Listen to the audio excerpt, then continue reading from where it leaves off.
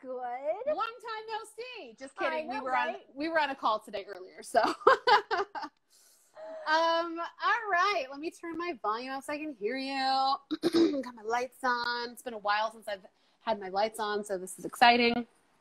All right. So for those of you guys who do not know who this is Coach Extraordinaire Lorrie Gray. Lorrie, why don't you tell them a bit about you and what you do? Oh my goodness. Okay. So I know, right? I always have trouble verbalizing it, but yeah, so I'm a coach and I like being on here. I do not specifically coach actors, but I have a unique, I do very traditional life coaching, but I'm married to an actor. So my clients, I have a lot of actors who like to work with me because I know enough about the industry that they don't have to like explain everything to me. Like I've got kind of that understanding of it. And so they can get that context, but it's actually genuine life coaching. Which, by the way, I would just point out that all of the principles that you learn with life coaches and stuff, all of it can be applied to anything that you're doing, including an acting career. Exactly. So it's not that it's like you don't seek out actors specifically, but you have plenty of actors who come and coach with you. I do. Well, because that's the thing, like it's really the same skills. And I think it's that understanding between what's the difference between coaching and consulting, right? Because some people want somebody to actually tell them what to do. That's consulting. And if you're wanting that kind of advice on acting career, that's not me. That would be more Melissa. But if it's like the mindset and the emotions that go with it, then really the principles and the meta skills are the same. I like to say that I teach the logic of emotions. If I'm trying to summarize what I do as a coach, I'm a highly logical type A abstract thinker. I talk about emotions all day long. And a huge part of what I do is I help people really actually understand and navigate their own personal internal world. A lot of times that means getting way below the surface to understand really deep-seated beliefs and help people shift them. And all of that work is so that the externals actually shift. But I don't start with the externals. That's just the context to go back and understand the internals. And that's where I thrive. But I do think once we do that, once we actually understand all of that, then it makes those shifts so much easier because we're not fighting against ourselves. We're not willpowering it through.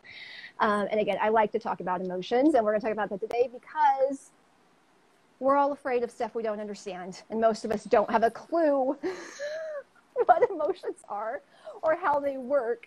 And then we spend our entire life either avoiding them or reacting to them. And I help people navigate that middle ground where it becomes one more thing that we can articulate and understand and identify patterns that repeat so we can kind of get off that wheel. Yes. Yeah. Not easy work, but I think essential work. Yeah, that's what I tell people. I'm like, do you want to come work with me? It'll be long and messy and it'll feel like crap most of the time. It's really fun. That's not inaccurate. But it's also, she makes that sound like it's going to be horrible the whole time, and it's not. It's actually really great. We laugh a lot. We laugh a lot. Oh my gosh. So this is the second time you've come on to talk about this specific topic of self-confidence. I was like, what's the self-control? Self-confidence. Yes. Do you want to kind of recap what we talked about last time? Maybe the difference between confidence and self-confidence so that we have a framework of knowing where we're starting from today? Yes, absolutely. Okay. Yeah, because our last session was fun. It's like, oh my goodness, we have to do a part 2. Because I actually, when we were talking about this was something I wanted to come on and talk to you guys about because, like I said, working with actors, if you need help, like how to do the craft of acting, I am not your girl. Okay. I'm not your girl. Right. And that's really confidence. Like that has to do with our skills, learnable skills where we become confident in an ability. And we usually have to start out as a beginner, work through it, practice, learn we're capable, And so, I'm confident in my ability to pour water because I practice that a lot. Doesn't mean I never spill it all over the counter, but I'm pretty confident about that. Or riding a bike. I don't have confidence in things like operating a forklift or flavor profiling coffee. because I've never practiced either one of those things. And so I don't have confidence in those. But none of those have to do with who I am as a person. It just has to do with I've not practiced it enough to get good at it. And so I do not really help. I can't help an actor be good at being a better actor because I know nothing about that. But that's confidence. Confidence has to do with this skill set. And a lot of it is, are we willing to stick with it long enough to get through that? But what I wanted to get to so much last time was the self-confidence, which really has more to do with emotions, and you'll find different definitions. But my favorite is that self-confidence is the ability and willingness to feel any emotion. And I wanted to talk about that because it so specifically applies to actors. And I think so, you know, I mean, there are some actors where initially, I think the first thing that they work on is their craft, right? Like this, and usually there's some sort of natural talent there. But then what you see is a lot of people where their craft is great. Mm-hmm. Their skill sets are great. Mm-hmm. They're actually very fantastic about that. But because they lack self-confidence, they're not putting themselves out there and being willing to fall flat on their face and feel whatever comes up with that to move forward. But then it was so funny. But then basically in our last conversation, we found out, I think live, that there was so much to talk about in the confidence piece. Yeah. That we didn't get into the self-confidence one too much. So I wanted to talk about it because I really feel like, and one of the things I think I may have mentioned on the last one is that I think it's really one of the most essential ingredients for success, because 99% of the time, the worst thing that's going to happen is an emotion. Right.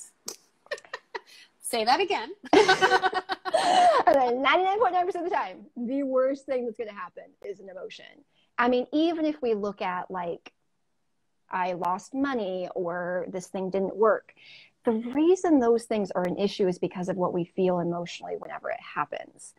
And I mean, you know, the other very tiny percent is like, it actually is a fatal incident physically, but then we don't care because we're dead. So like, it doesn't really matter. It's really comes down to these emotions are the thing.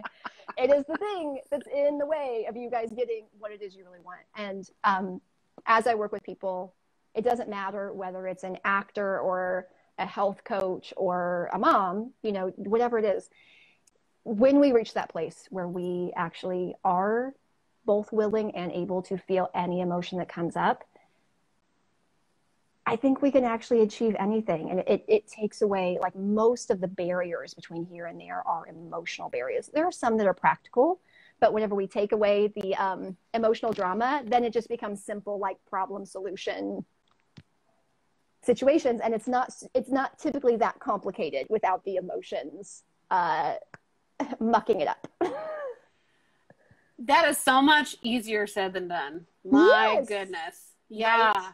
Woo-hoo-hoo. Yes. But that's, you know, I always approach it that way with clients. So it's like, can we understand, like, can we take a step back at understanding as a concept? Because again, I think when we understand what it is and how it works, then whenever we actually go to walk it out, even though it's hard, even just walking into something that's hard or difficult and knowing that's normal, it's difficult for everyone, and this is exactly how it's supposed to work, really changes how we walk through it, right? It's like, you know, like surgery. You know, I actually have a surgery coming up, or like you think about going in blood or things like that. Like, you walk into that knowing it's not going to feel great, right? Like, right.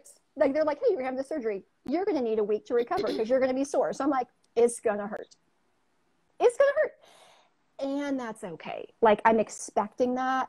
Whenever I'm sore, I won't freak out because I'll know that's exactly how it goes. You walk through it, you manage it, you get out the other end. And I think emotions are the same. It's why I spend so much time trying to talk about them in a very logical way, because then we expect it, we can predict it, we know what to do with it. Mostly we know it doesn't mean anything's gone wrong. Now, it doesn't mean that walking it out's not still hard, but pain, when we understand it, is very different than pain we don't understand. Mm-hmm. Mm-hmm. That idea of expecting emotions, I feel like I struggle with that all the time. I'm just now kind of realizing that. I think we talked about this a little bit earlier today, where, you know, one of my assets as a human is that I'm very optimistic. And I just think I don't know enough about stuff sometimes that I don't know, like, what could go wrong. So I just assume nothing's going to go wrong. Right. And then everything's going to work out great. And therefore, like when I get hit by emotions that feel hard to deal with, I'm always surprised. And my brain goes, oh, there must be something wrong with me. And so if I start to really believe that, then my self-confidence goes down because I'm like, oh my God, I can't handle it. You know? So if we can learn how to, like, if you're taking a situation that you're trying out for the first time, it's sometimes what you're saying is it's sometimes helpful to think of what are some of the emotions that could come up for me, and starting like, so that you're already looking out for them. If they happen, you can handle it. If they don't happen, great. But expecting emotions, that's well, and again, like for certain activities, there are specific emotions that I can predict. If I'm doing something new or like something new, fear, because that's how the brain works. Setting a huge goal that's going to stretch me, fear, self-doubt, insecurity. Those things are going to come up. So some of them we can start predicting specific ones, and that's really helpful to know. And I think even to hear people who are highly successful say like they still deal with imposter syndrome. Mm-hmm. Then whenever I deal with it personally, I'm like, oh, that's normal, right? So there starts to become the specific. This sort of activity tends to create this sort of emotion. That's very normal. But even pulling back to bigger context, I expect to feel bad about half the time. Mm-hmm. Let's talk about this, the 50-50 concept, because I think a lot of self-help, I think a lot of messaging today is like, seek happiness at all times. Mm-hmm. You're going to be happy all the time. And if you're not happy, there's something wrong with you. Exactly. And it needs to be fixed. But that is not what you talk about. Well, let's just talk about it, like exactly what you said right there. Pain is a normal part of the human experience. And that's fine. And coaching, I don't believe, solves for normal human pain. It solves for suffering. But we suffer the most when we think we should be more happy than we are. So whenever we experience a negative emotion and we think it's bad or it's wrong or it's a mistake, then what do? We have to get rid of it, right? So either that's we need to shove it down and bury it, right? Or like disregard it or ignore it or eat it. What?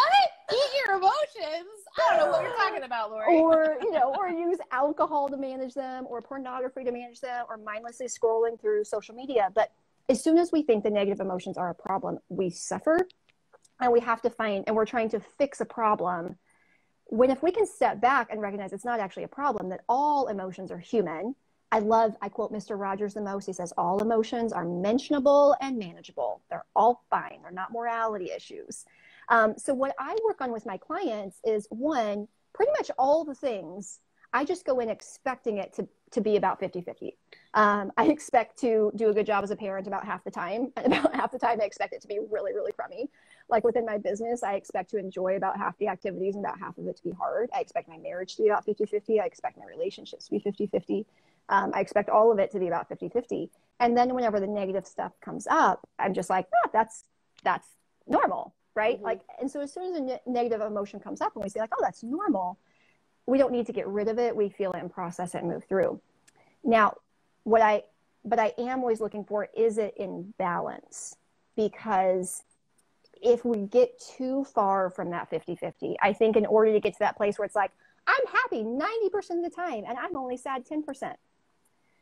Okay, I don't want to get too political, but let's look at the world right now. There's no way we can be happy even 90% of the time unless we turn a blind eye to the reality of the world that we live in.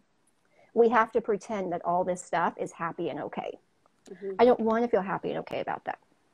But I do want to keep my emotions in balance. So if I notice, though, that like, now the negative it's like, okay, I'm actually feeling negative about 75% of the time and only feeling positive 25%. That's really far out of balance as well. And that makes it hard to really show up in our life in any sort of productive way because it's so heavy. And so I'm always looking at kind of what are people's percentages, like what is your current ratio of positive and negative emotions, and what do you think it's supposed to be? Mm-hmm. And challenging all of that. But most of us, if we just stop judging the negative emotions we're having, we get back into balance. Right? Because we feel shame, and then we feel shame about feeling shame. We get mad, and then we're mad at ourselves for getting mad. We like beat ourselves up, and then we're like, but I just read that Instagram post that said don't beat yourself up, and then we beat ourselves up for beating ourselves up, and we double everything. Most of us, if we just don't double it, puts us right back in a nice healthy 50-50 balance. Okay, that's a lot of information already. Oh my gosh, I know, right? 15 minutes in, and we're like, I'm so highly caffeinated right now too. I apologize. Like, I'm going to talk a mile a minute. I'm glad this is recorded. Go back and then do that slow down to like 50% speed and like pause a lot, and it'll be good. I forgot to mention this up at the top, by the way, that for those of you guys who are watching with us live, if you have thoughts and or questions for Lorrie about you specifically, please let us know that. Also, hi, Nicole. Also, feel free to give her heart, says you love what she's saying. I know that what we're talking about today is a bit challenging. And we're going to be going into, I hope, some examples, like specific actory examples, so that people, when they listen to this, they're going to go, oh, yeah, that's me. Yes, and that's why we wanted to do a second one. So I'm like, man, we didn't even get to all the good stuff. So if you guys have questions, you can either put them in the comments box, or you can put them in the question card area. Like, you can tap that, put a question, I'll be able to pull it up. Or if you just want to sit there and like be blessed by what we're talking about, awesome, that's great too. But don't think that this is only a conversation between me and her. We definitely want to hear from you, your thoughts and feelings, etc. Yes. All right, so to recap, so confidence deals with your skill sets and stuff. Self-confidence is that you are willing to feel the feelings, good or bad. And I would add to that, which you've mentioned before, but you didn't mention here, but I'll add it. Self-confidence is I'm willing to feel the feelings, and I'm going to be okay no matter what those feelings are. And that you can develop this idea of I can handle the stuff. Right. I can handle feeling the feelings.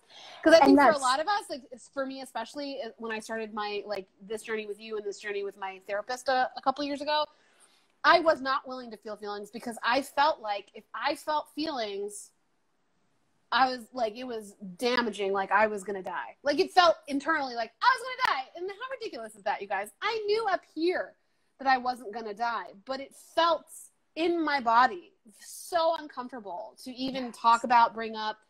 And I thought that by having those feelings, it felt like something was wrong with me. And I learned with you, there is nothing wrong with me. In fact, it's actually a good sign that my brain is having feelings because it's a functioning human brain. We have a normal functioning human brain. No, it's so good. And that's kind of what you brought up right there is this, because again, the idea of like confidence versus self-confidence, you know, these are labels that, you know, we make up. And if you go talk to somebody else, they may give it different labels. It's not about that. It's about how do we put into language a very complex concept. And that kind of what you're saying. So when we talk about self-confidence, you know, we talk about two aspects: willingness to feel feelings, because sometimes they're just some we just aren't willing to, right? But also the other thing is able to feel them. And like most things, feeling our feelings is actually a skill set that we gain confidence in through doing it. We do it, and like it's awkward the first time because we haven't done it, just like the first time we try to ride a bike, just like the first time we try to do anything. We're not good at it. We have to be willing to be a beginner and it kind of go poorly for a little bit. But then the first time we sit down and do it, you're right. We realize we didn't die. Because didn't die. I didn't die. It's like I am capable of feeling my feelings. And then over time we get confident. It doesn't make them less. It doesn't mean suddenly like processing disappointment is suddenly like our favorite activity. But that's what I tell people. People think that I'm happy all the time because they talk to me and I kind of appear that way sometimes. I'm like, no, it's still 50-50. I just have a very positive relationship with my negative emotions. And when they come up, I'm not afraid of them. I'm like, oh yeah, that's a vibration in my body. I know how to feel that. I know how to process it. And I'm willing to do that. And it's sort of the difference between, I don't know about this, if you relate to this. I don't remember if this was something you said to me, but when people talk about feeling their feelings, they give a lot of metaphorical, like imagery type of stuff of like, if I let them all in, I'm going to drown. Right. It's like I'm going to be flooded in them. It's going to be this sort of thing. And I'm like, yeah, because sometimes we have a backlog, which is very, very different than like processing each day's emotions. It's like trying to drown in an inch of bath water. It doesn't mean that you can't do it, but it's more difficult, right? Like, and that ability where when we get confident in it and we're able to just do that in the moment, it becomes significantly more manageable as we practice the skill. And we get quicker at it. We get to work through it. Yeah. But so anyways, all this, I'm glad that you brought that up, but there is absolutely, I think some people are like, oh, I'm good at this or I'm not good at this. Feeling and processing emotions is a skill set that we can learn. And I know we made that point last time, but it bears repeating. Every single day. Because we forget. We forget. And it's not even like just once a day. It's like multiple times a day you have to remind yourself. Because I feel like as you're moving through your day, you're, like you said, everything is about 50-50. Half your day, you're probably going to feel real good. The other half might not feel as good. And that's okay. And the sections that don't feel as good, like you can remind yourself, I'm not going to die. It's going to be fine. We're just going to move through these. We're going to process these things. One of the more helpful things that you've taught me is that when we feel a strong emotion, how long do we normally feel it for in our body, actually? And then what happens afterwards? I don't know, right? Yeah. So an emotion scientifically lasts 90 seconds. And that was, okay. And this is moving into sort of where we wanted to go next. So this was actually like point number one. So we've talked about some of the theory, but really what we wanted to teach you guys today is how do we increase our self-confidence? And then how does this apply to our acting career? Right. Well, you guys' acting career. I'm not acting. Not a chance. But one of them is this. I think that this ability to understand emotions in theory so that they're less scary is huge. And understanding that emotions, most of them come from a sentence in our brain. We have a thought, it creates an emotional vibration. It lasts 90 seconds and it's not harmful. That's the key. Like 90 seconds, that's it. Now, the thing is, we actually have they estimate 50 to 60,000 thoughts a day. I'm definitely on the upper end. Some of us know, like some of us identify as that. I'm like, yeah, I'm definitely towards the 60. Depending on the time of where I'm at, like in my cycle and my energy levels and how much caffeine I've had. Right now, maybe we're at like 75. I know, right? We're a lot. But we have 50 to 60,000 thoughts every day, and every single one of them create emotions. Right. But some of them are very neutral, or they're easy to process, or they're positive. Right. But I really think as we look at how do we move into self-confidence, we're talking about being willing and able to feel emotions. And I spend a lot of time teaching my clients about emotions in theory, using logic, talking about science, like brain health, like breaking it down. Because I think to most people, they feel like emotions are just mysteries, right? They just happen to us. I just noticed I was in an emotional spiral, right? It's like, no, let's break it down. How does it happen?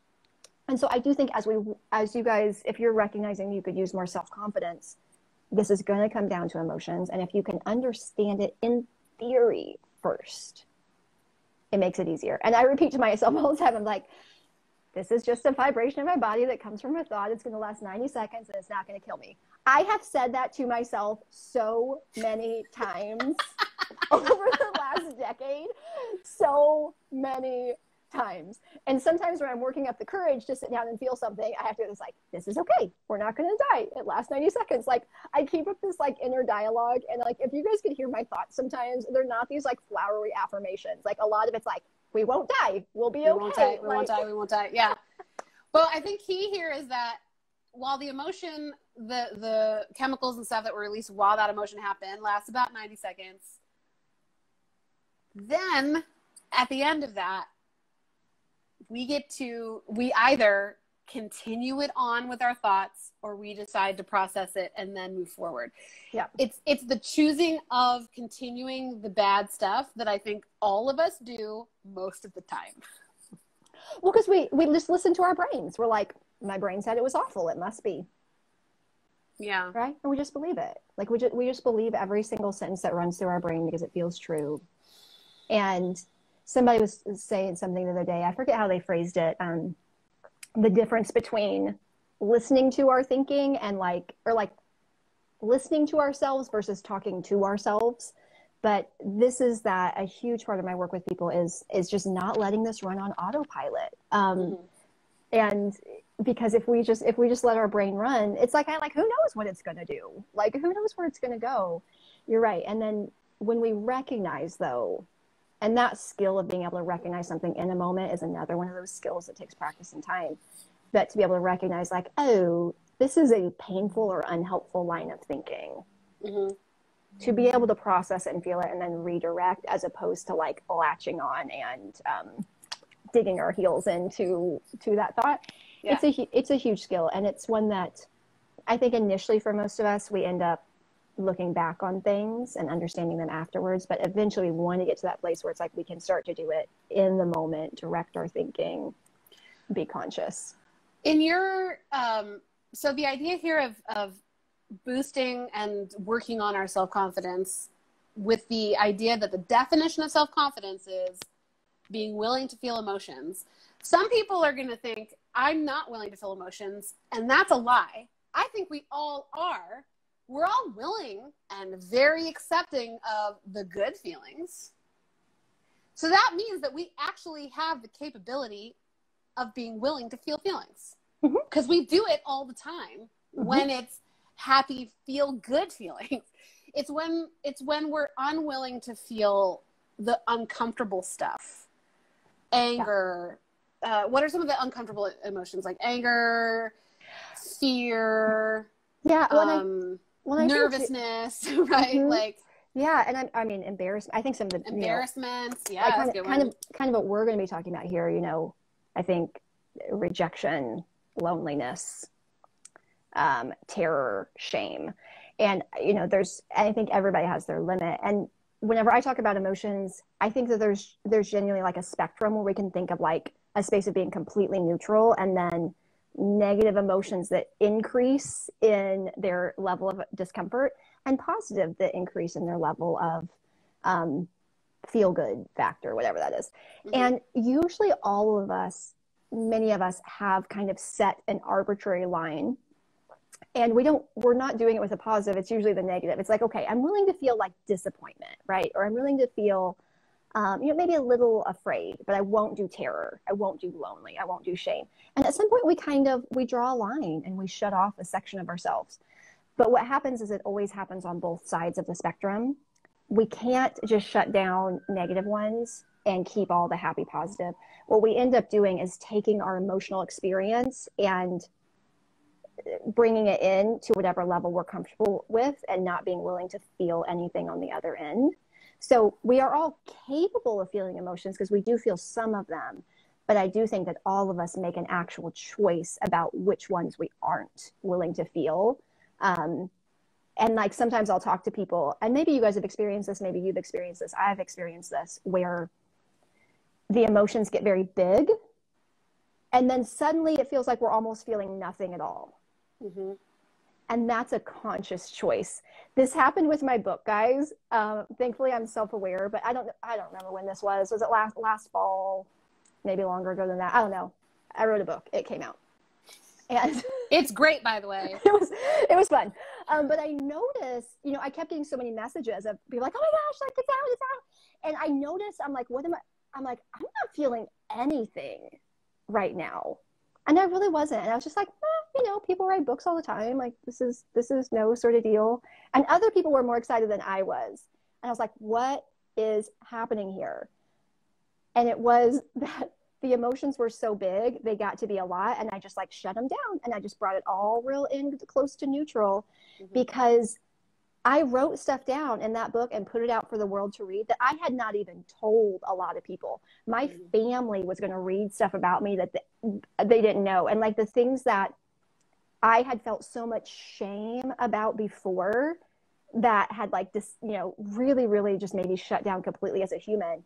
I had processed them, and that was fine for me personally. But then I wrote them down in black and white. It's like, let's sell it on Amazon, like that was a thing that I did. And, and I talked about some things, guys. kind of vilified sugar in there, you know, and I was just expecting like the backlash, right? Mm-hmm. And there was so much like discomfort and like genuine like self-doubt and terror and like I've never written a book before and all these things, and that was so uncomfortable. I just shut it all down.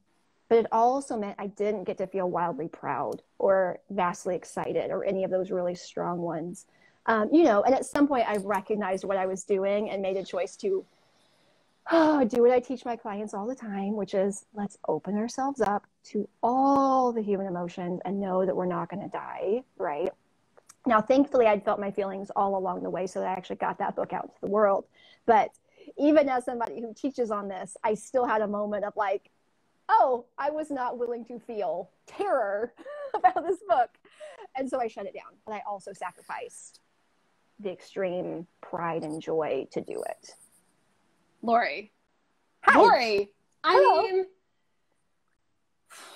as somebody who struggles with not wanting to feel the less comfortable stuff and like has spent a large portion of her life not doing things because I didn't want to feel that way, meaning not deepening relationships because I was afraid for people to be mad at me, or, you know, not pursuing things in the way, even though I'm wicked talented, not pursuing it in the way that I maybe could have because I was afraid of feeling rejection, which I think any actor listening to this probably recognizes in themselves.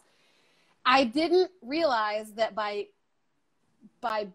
bringing that side in and not being willing to feel that also conversely meant that I didn't get to feel incredibly proud or excited or something like that.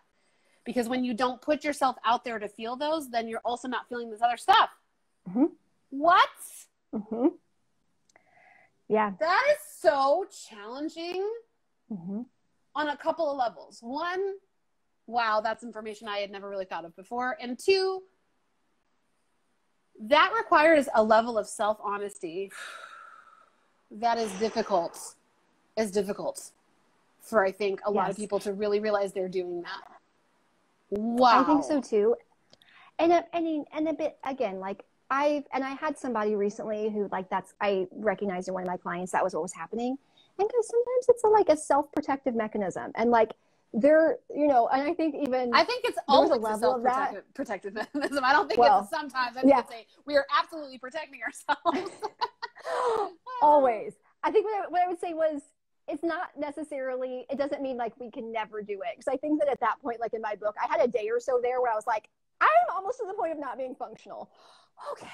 You know, it's like, and I realized this what I was doing, but almost like the emotions were so big and so rapid. Like it was almost like there was becoming a backlog. And anyway, so sometimes we do it. And again, as long as we understand it, you know, and then I slowly opened myself up to them over time. But like, for that day when we had like the book signing party, it was like so big. I'm like, I'm not going to be able to like talk if I don't like do something here. But this leads into, though, I think, you know, kind of the heart of what we wanted to talk about today with like how this, so I mean, that's one thing, like when we don't have this willingness or willingness or like the skill set to be able to feel them, whatever. You know, that's one thing, is we miss out on a huge chunk of the human experience that we're not willing to feel. But what I see for actors is when they're not willing to feel it or able to feel it, again, there's a skill set thing. There are fantastic things that would move careers forward that we don't do because we are not willing to feel what might happen if it doesn't go well.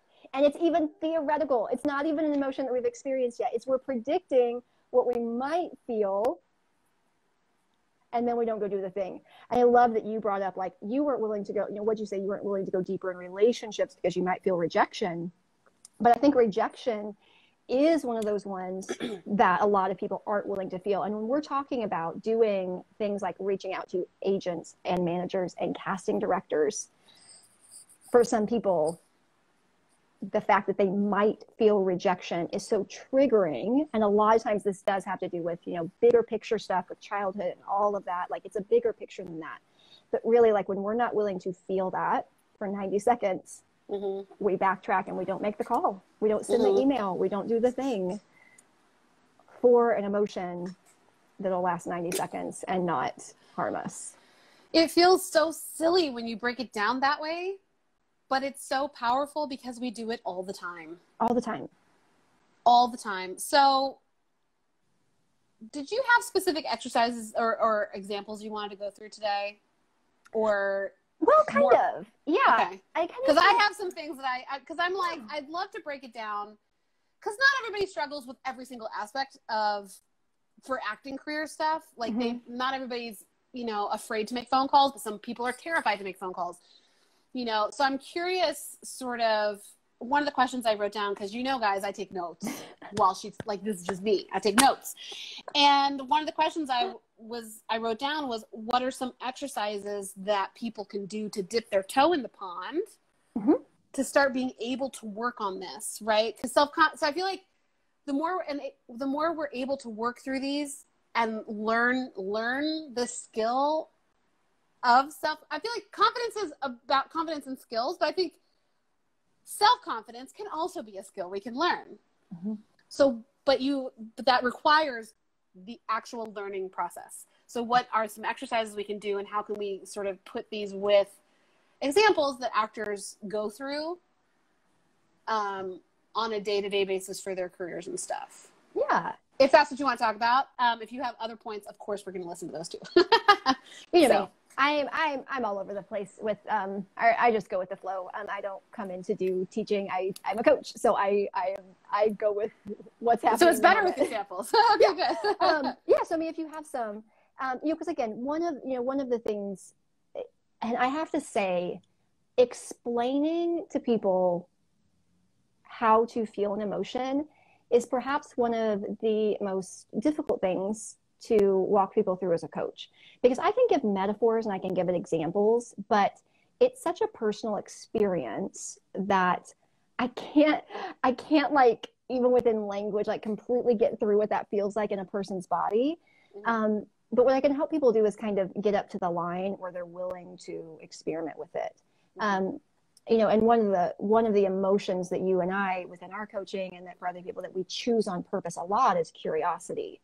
Because we tend to do or not do things based on how we think we will feel. It never really has to do with how we actually feel. It has to do with how we think we'll feel. And so some of this for me was recognizing that I can't accurately predict an experience, and being willing to like show up and be curious. But sometimes for me, it was some exercises just for feeling feelings is setting a timer.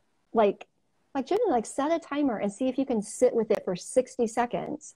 Because what most of us know is that we can shut it down. We've been doing that every day for a while. And I'm like, use that as your anchor. You know how to shut emotions down. You've been doing it. Set a timer, practice feeling it for 60 seconds, and then shut it back down. You know, next time, see if you can feel it for 3 minutes and then shut it back down. Feel it for 5. You know, like all things where we kind of work up a tolerance to it. But mostly I help people kind of see if they can identify if they're actually feeling it, if they're resisting it. And sometimes that's just, it's like, can you look at those things happening in your chest? Like, do you feel like you can breathe? Right? If it's like, if we feel like rushed or hurried or like tense, we're probably resisting and not feeling. I can typically tell if I'm feeling an emotion, if there's okay, it's uncomfortable, but my chest feels open and I can breathe. And like, there's you know, almost like a sense of peace that comes with, even with the really negative emotion, you know, so I can talk to people a little bit about that. Another just, you know, great skill set is a lot of times when we talk about this, what's really happening, or the kind of the language that we use a lot, is like something hit play on a record in our brain, right? Like we were going through life, something happened, and like, here's this record, and it's scary and it's terrifying, and we go down the path that we've thought a lot. You know, one of the other things for people is, I'm like, okay, we're not just gonna be like, shut it down, don't think those thoughts, brain. It's gonna think the thoughts, it's been thinking them for a while. But I'm like, can you create a new record where when something hits play on the old one, can you hit play on the new one? And again, I shared with you guys my very simple one of like, this is an emotional vibration in my body coming from a thought. It's going to last 90 seconds. I'm not going to die. And we're going to be okay. And I've created my own little new records that I can press play on when I need. And I just like keep up the dialogue. It's like, and we're okay, and this is fine. And like people feel these all the time, and people always have emotions, and they don't die. And like I just keep it going in my brain until I'm like out of the spiral. You know, so there's a few things we can do in general for thoughts, right? There's a few things, or for feelings. And those are different things, you know, definite skill sets that we can practice, and there can be tools for that. But when it comes right down to this, with some of this acting stuff, I do think it's an ability to actually understand what is happening and make a brave choice. Okay. Let's do an example. Yeah? Yes. Let's do an example. Yes. Okay. And I had a couple, but I'm sure you've got a couple too. So why don't you tell me yours, and I'll save mine in case we need They're them. probably the same example. Who knows? Let's say there's an actor who has worked really hard to get their materials together. They've got headshots. They've got a reel because they hired me. Just kidding. And now it's time, and they have their lists. You know, they know what they need to do. And now it's time to actually send the email to start pitching themselves to managers or agents. It's as like the, you know, if I could have like a sound effect, it would be, "It is time," from the Lion King, right? From the Lion King. All right. So they know they have to do it, and then all the emotions start coming up. And so therefore, how I think people would deal with that, and how I've dealt with it in the past when I was acting, I would definitely put that shit off. Oh yeah. I would put it off. And then if I got real brave, I would bring out my computer and I would open up Gmail, and then I would be like, I know I need to send this email, but I don't really know what to say. So I'm not going to send it today because I don't know what to say. And then I would go, well, okay, so I don't know what to say. What do other people say? And then I go into research mode, and I don't do anything except research what other people are saying. And then that lasts several days, if not weeks of research. And then finally I cobble together some stuff, and I actually have to put it in a Gmail email. But then I obsess and keep it in the drafts folder for a while. And then when it comes to actually like putting in their email address, I mean, all of these steps have emotions and thoughts that are popping up, right? For people. And for a lot of people, it just stops there, and they never move past it. They aren't able, like, they're so afraid that if they send this email, they're going to get rejected. I think people think that when they send an email that immediately somebody's going to write them back paragraph-long admonishments. How dare you send this email to me? How dare you think you're okay at acting? How dare you? Like, I think that's what people think is going to happen. But what you're saying is the worst thing that's going to happen is you're going to press send on the email, and you're going to feel an emotion. You're not going to get an email back from somebody saying that kind of stuff. And if that's what actually happens, which would never happen, but if that actually happens, I think you would know pretty immediately that that's not your person. That's not who you want to work with, somebody who would send that kind of email. Totally. I mean, yeah. I think there were like 800 other steps in there of like, let's read a book about it. Let's clean our whole house. Let's call our mom. Let's. Sure. Yeah. All the things. I probably ought to get my diet under control when I do that. Like after I lose 5 pounds, after I do this, like after I whatever. Like everything in our life becomes really, really urgent, and it has to happen right now. Yeah. Yes. I love how you played that out, though. That sounds like somebody who has experienced this and talked to a lot of actors a bit. Yeah. Yeah, yes. And by the way, this could be pitching yourself to agents or managers to try and find better representation. This could be knowing that you have to do a self-tape, but it's such a great opportunity, but internally you're like, I'm not worthy of that. You might not put that kind of thought in your brain, but that's really what it is. And so you put it off, you do all the things. And all of this is a lack of self-confidence. And when you say lack of self-confidence, what you're saying is, I lack the ability to want to feel feelings. To a certain extent. Yeah. Yeah. Because let's look at this. Okay. So I'm going to take your example and we'll give an example of what lack of self-confidence or self-confidence is. Okay. So yeah, because I like to break it down and people always give me the stink eye afterwards. Right. But like, so it's like, because usually what I suggest is let's go to worst case scenario. Okay. We send it. Okay. One scenario is nobody messages back. Mm-hmm. Okay. And that's the most likely scenario. It is. It's like, not worst case. It's just that's probably what might happen. Yeah. And so it's like, oh, by the way, I have to come back to that. Note. I avoided the You're just like me. I'm like, oh yeah, I have to remember that. But it's like, okay, if we send an email and nobody replies, what you have to fill in the blank for is, if that happened, why is that a problem? Yeah. And it's like, yeah. And so there's kind of like but really it's like, why is that a problem? And when you walk through it, like logically, okay, whoever that person is you're reaching out to, they're already not your agent or your manager or your person. Yeah. And so if we send it and nobody replies, we're right where we're at now. And right now we're okay.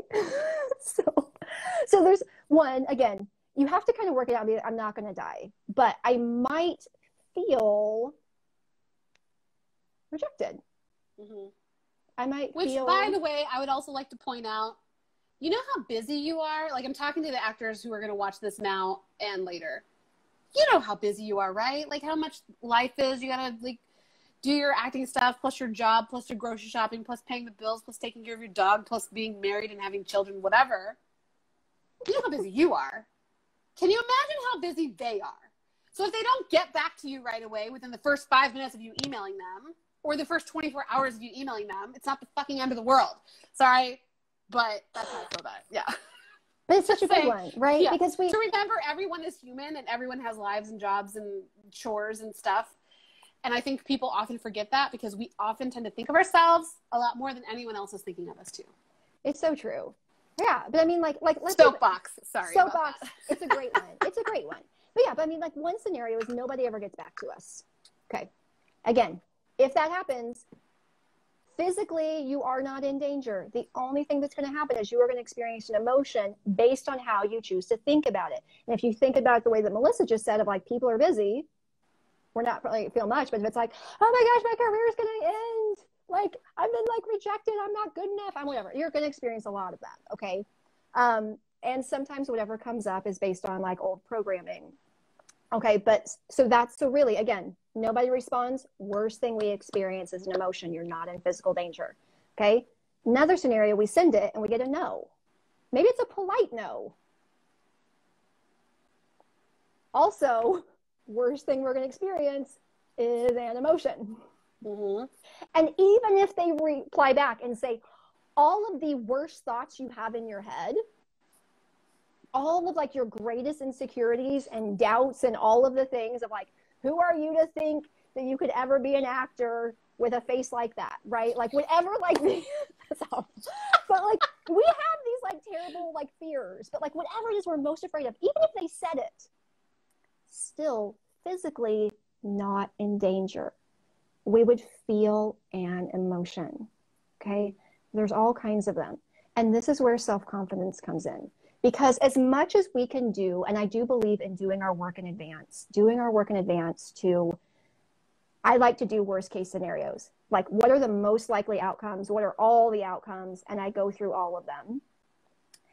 Self-confidence for me looks like, if I send that email and nobody replies, if I send it and I get a no, if I send it and they tell me an awful human being and I'm never going to like make it anywhere in life, I can handle that. That's basically what self-confidence sounds like. Like, the difference between, I think, the people who make it and the people who don't are, I am willing to feel rejection.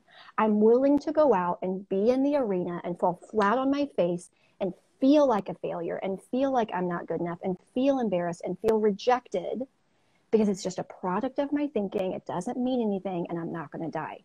And because the truth is, if we feel any of those things, it is from our own thinking, but we're human and it's probably going to come up. And that willingness to let whatever comes up, come up, know that we're not going to die and that we're willing to feel it, process it, decide what we think about it, work through it.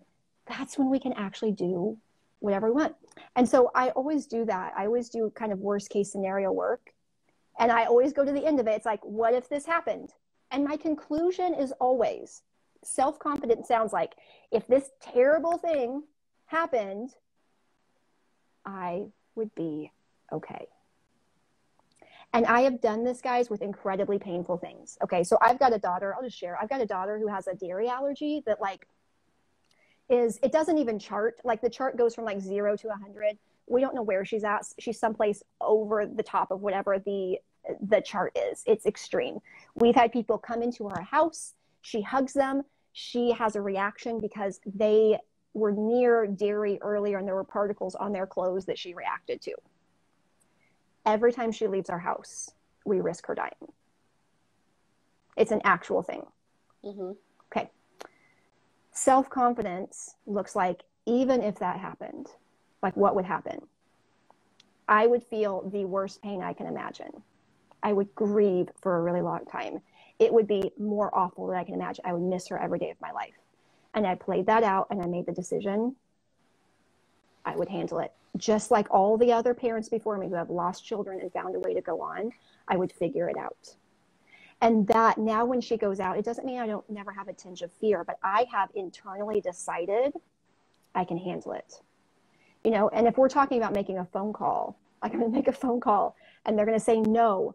And even though I know it's my own thinking, I might feel rejected. And when it's like, and I can handle that, that's when we can pick up the phone and make the call. Because guys, what I actually think the worst case scenario is not that. The worst case scenario isn't they call and you say no. The worst case scenario is you never call. Yeah. That's always the worst case scenario. The worst case scenario is I didn't even give myself the chance. Yep. Yeah.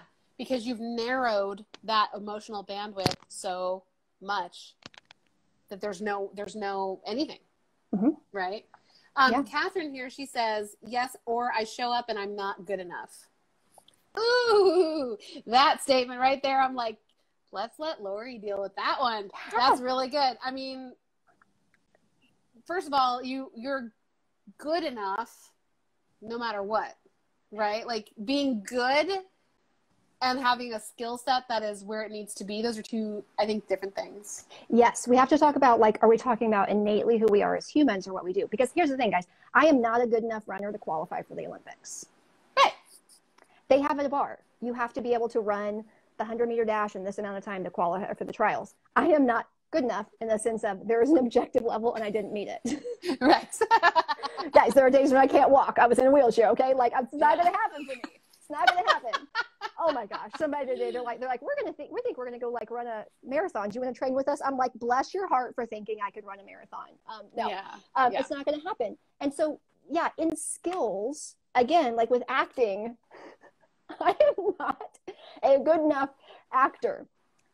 And it's not painful to me. That's not painful to me at all, that I'm not good at those things. I've never practiced them. I don't want to be good at them. What's painful is if we make it mean something about us as humans, that we as people are not good enough, that there is something inherently wrong with us. Mm-hmm. And that is when all of this becomes painful. It's not true. But really, I think that's the thing with all of this. When we go to, again, like looking at self-confidence, it's like, I'm going to make the call. Something's going to happen. There's going to be an emotion, and whatever it is, I'm fine. Typically, understanding that the thing that happens that's most painful is what we make it mean about us. Because if it's just like, I called or I emailed, they said no, I felt a little rejected, but it's like totally part of the game. Everybody feels it. No's from casting directors are normal. This is how it works. It's a numbers game. If we have that kind of thinking, it's totally fine. But as soon as it goes to, I'm not good enough, I'm never going to make it. There's something wrong with me. You know, other people are doing it, but not me, you know, and we start to, and we start to like shut down and pull back because we make it mean something about us. That's when it hurts. And sometimes what this does look like with self-confidence is doing it, seeing what comes up for you, and then being able to recognize it's just a thought and challenging it. And that's a lot of the work that I do with people is like, go do the scary thing, see what comes up, and then we can work on it. But most of us never do the scary thing for it to even come up. We don't even know what's there because we're just like, keep it down. So what I would say as we're wrapping up, because we have 4 minutes left. How does the hour go so fast every time? I don't know, but there's also, I want you back again to talk about, and I would title the talk, Why Is This a Problem? That's what I want your next talk to be about, because I still struggle with this. But so as we wrap up, and if somebody's watching this or hearing this later and they're like, you know what, I really want to work on this part of myself, this part. What I might suggest they do is to think through all the things that they need to do for whatever their goal is. So let's say you're an actor and you know you need to start reaching out to people to start connecting. And that feels scary as hell. What I would suggest is open up, go to do that activity. Not saying you have to follow through, but go through the motions of that activity. And with every step where you feel terrible, write that feeling down on a piece of paper. So if you're like composing the email, that's like really tough. What feeling are you feeling?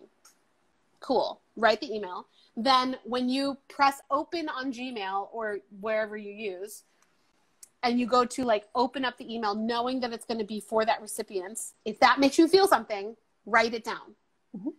And then do that for every single thing of the process and see what you're starting with to notice what the feelings are and notice what the thoughts are. And then once you have that, then you can start to deal with why are you feeling that way, and then do that exercise that you talked about, which is what's worst case scenario. Exactly. So try doing that a couple of times for a couple of different types of things, because then you're going to start to get used to recognizing what you're feeling. We have a minute and a half left. Yes. If people, if you have something really quick, and then and then how to contact me. Okay. Yeah. Because the other thing with this, what is the emotion? And it will come down to a choice of, are you willing to walk through it? And I think usually the best way to be willing to walk through it is to focus on what's on the other side. Are you willing to feel temporary discomfort for a long-term gain? Okay. So for me, I used to be terrified to speak in front of people, putting my face on camera, taking a photo. And here I am with you guys. Why? Oh my gosh, I might start crying because I do not want one more person to think that there is something wrong with them because they are experiencing normal human feelings. See, and I'm going to get emotional because you guys are so important to me. And so whenever I think about that person in their acting career who is so terrified and they think that means there's something wrong with them, scream trying to make it go away because they think there's something wrong with them. If they can hear me say, there's not. That is worth me doing the terrifying thing of putting my face on camera and maybe saying something stupid or being over caffeinated, right? So good. Yeah. All right. So we're about to run out. It's like 20 seconds left. I'm literally. a coach. Just She's a coach.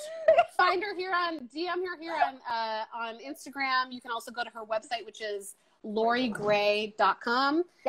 Or if you forget all that and you can't remember, then DM me and I'll send you her way. Thanks, Lorrie, for coming on here. We're going to have you back, obviously. All right. Everybody have a great day. You guys